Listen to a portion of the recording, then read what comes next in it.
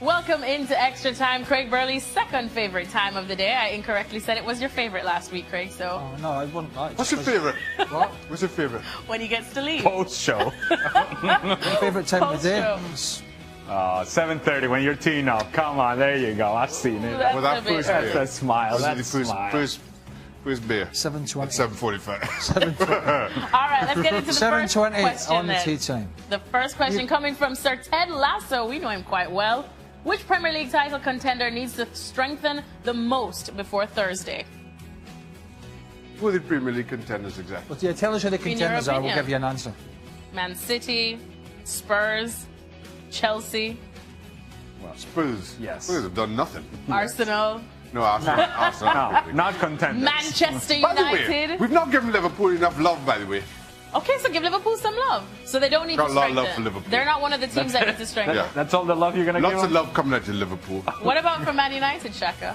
What They're about them? contenders. Looking like contenders. Yeah, I think they're in the best shape. Have they not strengthened? They're strengthened I quite think a they're in the bit. best shape. They've strengthened She quite just a wants bit. to talk about Why do they United. keep having to go to Man United? I don't know, she just Gab wants, she just wants to talk about United. That's all. Gab, what do you make of the question? Who do you think needs to strengthen? Well, I think the ones who are going to be busiest between, if you don't want to include Arsenal because you don't consider them contenders, but of the other five, the ones who are going to be busiest, I think it's Chelsea are going to try to add some depth, locking up Oxlade-Chamberlain, and I think at least one other player, probably a midfielder. Liverpool, of course, they're hoping to seal the Naby Keita deal for 2018 and add somebody, and that could also all change if they end up selling Coutinho. They're still hoping, I think, to bring in Lamar, maybe Van Dijk if they can. So I think those guys are the ones with the most to do. As you guys said, United, especially now that Zlatan's going to come back, I think they feel that they're sitting pretty. City as well, pretty complete squad, so it's not them. And Spurs, I think, one more addition, hoping between now and the end of the window. All right, let's move on to the next question now. This one's from Oz. He says City is favourites to win the Premier League, but they're not looking solid like Manchester United. A draw, 2 matches won in the last minute. What do you guys think? Not looking as solid as they should be? Well, not looking as anywhere near as solid as they started last season. Let's remember how good they started last season. That the win against Manchester United had everybody kind of waxing lyrical about them, and then they fell off. Look, this is quite clearly a marathon, not a sprint. It's not been a great start, but at the same time, there's no reason to panic. You're happy with the squad. You're happy with what's to come. I don't see why we should start writing them off. Not after 3 games. I don't know. Whoever else. He's not written them off. He just says they're not looking as solid. Is he the only one that notices that? Yeah, on the planet, yeah. You said last week, Craig. You said last week that they don't look as solid as they should, based on how much they've spent this summer. No, well, Mendy got his first game at the weekend. Silva got his first start in the Premier League, I believe. The only thing I think that's happening at the moment, and there's no doubt United are strong, by the way, is that I think he's trying to find the right balance with the right people. He tried the 2 up front the first couple of games, didn't quite work, left Aguero on the bench. He's got to figure out how he's going to get all the pieces of this very good attacking jigsaw in the right place. Once he does that and figures that out, which hopefully for them will be quickly, I think you'll see a much better and slicker City side going forward. You're not going to win the Premier League in the first 3 games of the season. However, you can go a long way into putting yourself in a situation like Arsenal is right now, where they're saying, okay, this is all over without even having the season started. So if you're Manchester City, you take the result that you've gotten so far, you take this time in the international break, and then hopefully you get some sort of shape going into the next game in the regular season. And then Manchester City is going to be better than what they have been, and at some point somebody's going to challenge Manchester United. They're going to play a team that is actually going to put them to the test, and we'll see how they react then. For all the players that they've signed, the best player is still there and has been there for a while. It might look a bit different these days, but David Silva is, when he ticks, City tick quite often, so he's a huge part of that plan. It's a beautiful haircut he's got. I can't get my head around watching him with that shaven head. It don't look right. It don't look right, does it? No. It don't look right. Deduct him points for that haircut. I agree. I will not judge you for that. Sign a sort of barber. haircut. That's what City should Tell do. me something. That's what City should do is transfer window. Sign a good barber. Someday, we did what was that thing we did earlier? Digital. The top Yes, our 10 hits. players of the weekend. Player rankings. Someday, it stinks in Man United around here. Someday, at an editorial, had Marcus Rashford in the top 10 players. Yep. He came on and he did his part as a sub.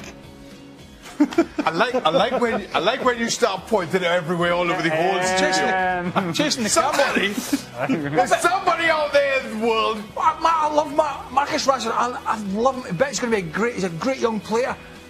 But he only come off the bench and scored against Leicester.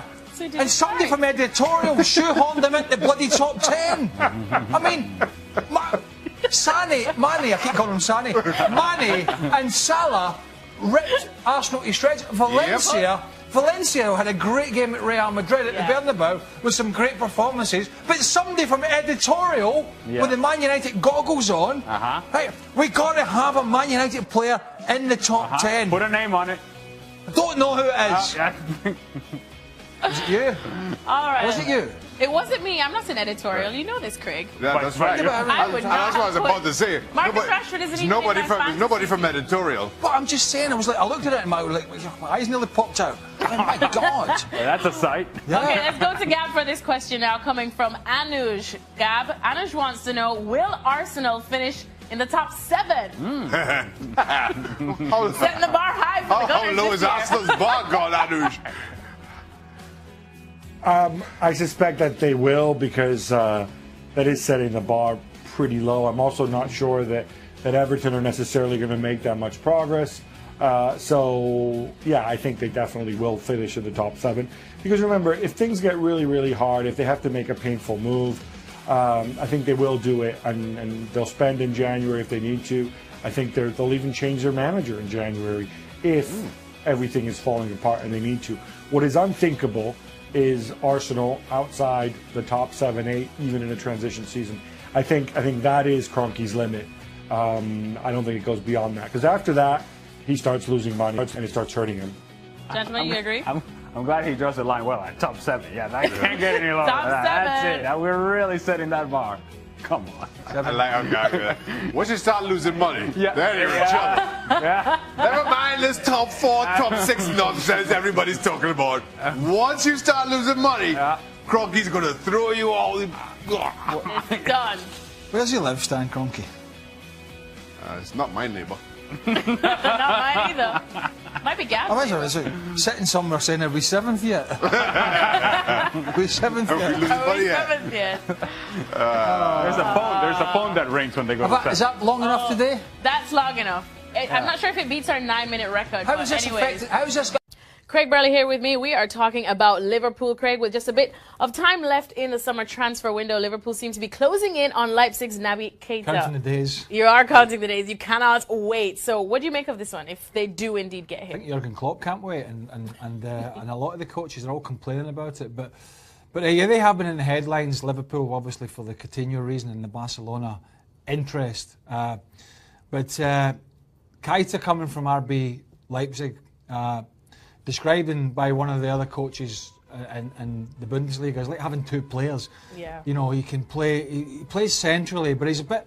I wouldn't say he's like Kante from Chelsea, but exactly. But he's got that energy. You know, he can do lots of different things. He can protect the back four. He can get forward. He can get out wide. He's got so much energy in there, and I think that would add to what they had at the weekend. If you look at the way Chan performed, the way Wijnaldum performed. The way Henderson performed. If you add a Keita in there with his energy, all of a sudden there's 4 players, and you can start shaping the team with a guy in there that can protect the back four and get around the pitch and play that high tempo game that Klopp sometimes likes to play with the pressing game, not all the time, but I think he would be a great fit, and he's 22. Well, that one is looking for summer 2018, but I'm sure if, as Craig says, all those things are quite true, they will be holding out for him. What about Monaco's 21-year-old forward, Lemar? Again, a player that can play. I mean, all these guys now are kind of flexible, aren't they? You know, people say, well, I'm signing a left winger or a right winger or a number 9 or a number 10. All these guys are tending to do different roles now. Again, he's coming off, you know, a period with a club that's had so much success. So he would be coming in a positive frame of mind. Again, it's leading to the fact he can play wide, and you know, if something happens to Mane or Salah, if indeed he wasn't playing in front of them, and Coutinho does go, then there's options there. So these kind of things that might happen for Liverpool are pushing me down the line that they might take this money from Barcelona and go and try and strengthen with a couple of players. So that would make sense to me. But again, Liverpool going for energy, if that's the case, dynamism, of course talent, but one of the keys is young. They're looking to bring players in that are going to be there for between maybe 5 and 10 years and really push this team forward. As for buying centre-halves, I can't answer that question at the moment, but going forward, Liverpool do look good. So Liverpool still with some work to do there at the back, but for now, Craig does think that these two would. Craig Burley joining me as we look at ESPN FC's player power rankings. Craig, let's have a look at the list. Lionel Messi reaching another milestone, but he's only at number 2. Any arguments there? No, never argue me. He's always on the list. We know that. That for sure. Usually 1 or 2. You know, I missed a penalty. Maybe that's why. I don't know. I don't make these lists up in case you're having a go. It's not me, right? I just do my job. Come in here, make a cup of tea, do the list, move on. Dybala's a great little player. We know, although he was allegedly part of the problem why Bonucci left, blah blah. Got himself a hat trick. So I've got an issue where they are, kind of. Really love this guy. Asensio. Don't think there's many don't like him. Oh no. Rumours at the weekend, wait to hear this, Arsenal were going to meet his buyout clause if indeed he had one. Arsenal, why are you going to meet his buyout? Like he's going to go to Arsenal. Anyway, he's just going to get better and better. So, fantastic young player, so exciting to watch. Firmino had a good weekend as well. Yeah, Klopp talked about that in his after-match interview, how he loves his movement, and that allows the Manes and Salahs of this world of late to go and find space, because he drags centre-halves around. And you'd have liked to see them on the list, right? Obviously got his goal. Well, I'll get to that in a minute. But Alvaro Morata's starting to find his feet at Chelsea, who've also found their feet at the moment after a disastrous start against Burnley. But they're looking for more players in the transfer window as well. Robert Lewandowski, I think, is the best striker in Europe, potentially the world. You know, if Real Madrid had him, Benzema had a lot of stick at the weekend. People said he was wasteful. This guy is fantastic. And of course, Cavani might be front of this wonderful front three if the transfers can be done, and that's going to be exciting. But let me get to this one. Sorry if I'm not going to touch on Timo Werner, but I have to touch on Marcus Rashford. Right? And I'm a big fan of Marcus Rashford. I'm a big fan of young players coming through and expressing their talent. And I think he's got a really good future. But somebody, somewhere, in selecting this, has got Man United goggles on, right? Because how can you have a player coming off the bench against Leicester, who are not the best, they're all right, and scores a goal, and he's in the list, yet Liverpool, and I'm just picking one team, the two guys you mentioned there, Sané and Salah. Mane and Salah, were outstanding, right? I know it was Arsenal and Liverpool, they ripped them to shreds, scored a goal each, they're not on the list. Chan, Wijnaldum, fantastic. Yeah. Henderson, great. The Valencia 11 that went to the Bernabeu and could have won the game. They played, I mean, there's quite a few of those Valencia players could have made it in. But no! Marcus Rashford is in because somebody somewhere in this basement has got the Man United goggles on. Get a grip. Super performance for him. Well, I get that. But you could argue that Arsenal are a okay team as well, like Leicester now. No. But did Mane or Salah come off the bench when players were tired? No, they ripped them to shreds for almost the whole game. So get the goggles off and start selecting properly. And if you're not happy with that, get somebody else to do it. Which I did not select this at all. But thank you, Craig Burley. Very efficient as always. We would not expect any less from him. Well, you can have a look at all of the power rankings here at ESPNFC.com. Arsenal and Chelsea seem to have agreed a fee for Alex Oxlade-Chamberlain. Craig Burley is here with me for this one. Craig, what do you make of this deal? Where do you see Oxlade-Chamberlain fitting in at Chelsea? Because sure, he'll add depth, but is that really what he wants? I don't get this transfer, if it happens, from either point of view, from either party. One, not because I'm not a fan of Oxlade-Chamberlain. I think he's a talented player, he's an international. But one, he needs, well, I think he wants to get out of Arsenal. They've offered him a contract, I believe. But two, he needs to play. You know, he needs to play regularly. He's 24. And he really has to go somewhere where he's going to probably get a game week in, week out. That ain't happening for me at Chelsea. So I just don't get it. I don't understand it. Is he just desperate to leave Arsenal, which now looks like a sinking ship? Well, I mean, only he could answer that. I think there's a few, or 2 or 3 certainly in that category. Alexis Sanchez would be one. I'm not sure Ozil wants to leave because he's on easy street there. But, you know, if you look at it, Chelsea, they've got Hazard coming back, they've got Willian, they've got Pedro, they've got Moses, they've got Alonso because Oxlade-Chamberlain's played wing-back of late as well. So they've got all these players that, in my opinion, he's not going to get in ahead of. So in terms of a squad depth, it could make some sense for Chelsea and Conte, but I'm just not sure about it at all from both point of view. It doesn't really push them forward, and I think it's going to hinder his career. Yes, he's going to a more progressive club, but he might actually play less at Chelsea than he is at Arsenal. So another club, yes, but not across London to the Blues. I don't think that's going to work great for him. And how much of a big blow is this for Arsenal to lose yet another player in these really sensitive times, I would say, for the Gunners? I mean, they've got all these guys there that have been there for a while. Walcott, they keep getting new contracts, they get benched, sometimes they play. What is Arsenal starting 11? I don't know. Yep. How much of it would it be a blow?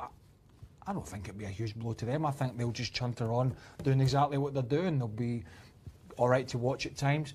They'll lose a few. We're going to hammer them. Wenger's going to make some excuses. The fans will cry a little bit about it and then forget. And it's just one big sort of pot of a mess. And so I don't think a player like Oxlade-Chamberlain leaving is going to have a massive effect on Arsenal. I think their problems run a lot deeper than that. All right, well, for more details on this story, you know... All right, it's one that we've been talking about all summer long, and it seems set to happen now. Kylian Mbappe will go on loan to Paris Saint-Germain, of course, with the agreement to get him officially next summer after following the financial fair play rules. Craig, what do you make of this? I don't have an issue with it. I know there are a few people who have raised their head up and, you know, the old crocodile tears are starting to come down. And I know the money. Sour Sally's, of course. Well, you know, clearly, I mean, for one so young, I just love watching him. Playing for Monaco, yes, but even watching him playing for France in front of 90, 100,000 in the Stade de France, he's doing things that a 25 and 26-year-old will be doing in terms of confidence and skill level. So not too much too soon. No, I don't think so with him. I think he really is going to be one of the best, and he could be the best of his generation because let's not forget Ronaldo and Messi. Suarez will have kicked on by then. Neymar will still be kind of hanging around. Yeah. You know, he's a bit younger. But he's going to be a sensational player if all things are equal. In terms of what PSG are doing, look, there's financial fair play. Do people keep to it? No. I know there's new heads of governance are saying, oh, we need to do this and we need to adhere to it. Oh, nonsense. So what they're doing is they're saying, right, okay, we'll bring a loan in, we'll have a deal. So you will get your money, but we'll do it at a time when we can do it. I haven't got an issue with that, but it makes for a very exciting time for Unai Emery if it comes off. Because let's not forget, he was on the seat of his pants last year when he lost that huge lead in the Champions League, and all of a sudden he's getting handed 2 of the best players possibly in the world. A really good age as well. Let's have a look at how Paris Saint-Germain could be lining up once they do get the young star that is Kylian Mbappe. Craig, any qualms with this one? This looks like a team that will dominate.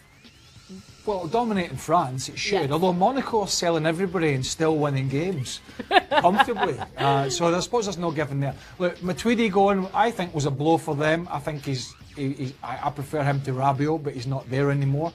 You may look at Mota, who's getting on. You know, he's in his 30s now, Thiago Mota, very good player. Him and Verratti could sit, and Di Maria could come in and just play behind Cavani. Then you've almost got a 4-ball with that front three with Di Maria in behind. There's talk about Draxler potentially going because he might not get much game time, so things could change.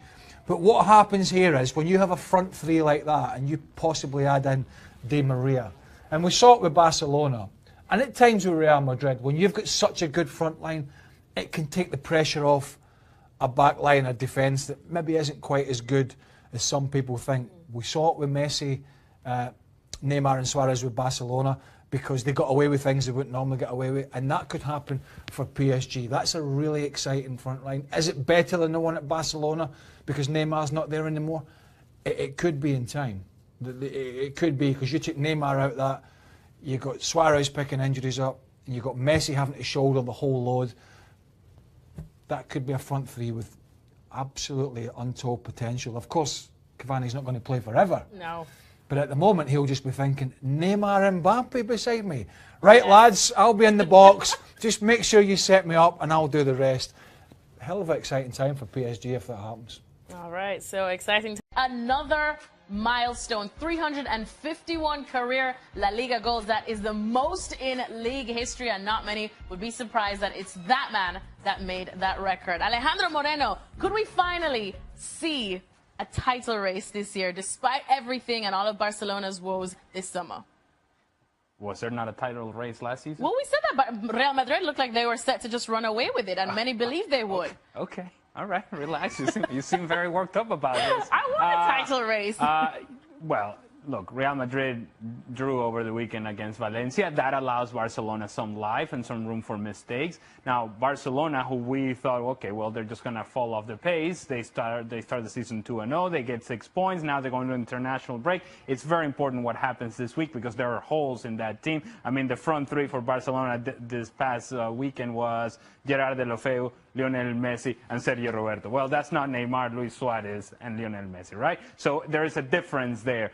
Until you get Luis Suarez back, you need to make sure that Barcelona makes the correct signings. If they do so, then Barcelona will be very much in the title race with Real Madrid. When we should not be surprised because of that. But we got to work out where we're going with this. 10 days ago, Barcelona were a disaster if you sat in this studio.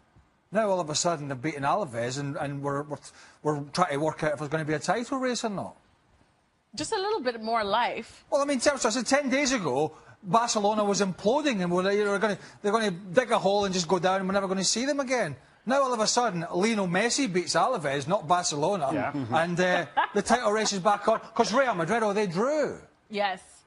Well, in La Liga, So I would suggest that in La Liga, you only have so many mistakes available because of what we've seen in the past. Now, that's assuming that Barcelona gets the players that we think they're going to get. If they don't, then I don't think it's going to be a title race. I think it's going to be all Real Madrid all the time. However, you assume that Barcelona will take some steps going forward.